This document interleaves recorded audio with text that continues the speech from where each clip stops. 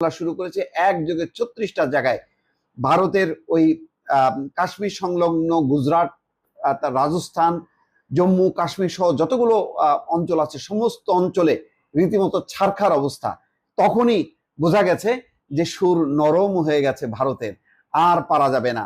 কেননা পাকিস্তান রীতিমতো মানে তার যা হবে কি হবে না হবে সে জানে না, কিন্তু ছাড় দেবে না এবং ভয়ঙ্করভাবে হামলা করেছে। এবং প্রথম দিন থেকে দেখেন, যখন নাকি ভারত হামলা করেছে প্রথম দিনই তারা 5টা যুদ্ধ বিমান উড়াই দিছে। এখন পর্যন্ত লজ্জায় ভারত সেই কথা স্বীকার করছে না যে তাদের 5টা খুব ব্যয়বহুল, সেখানেই কিন্তু $1 বিলিয়ন উপর ক্ষতি হয়েছে।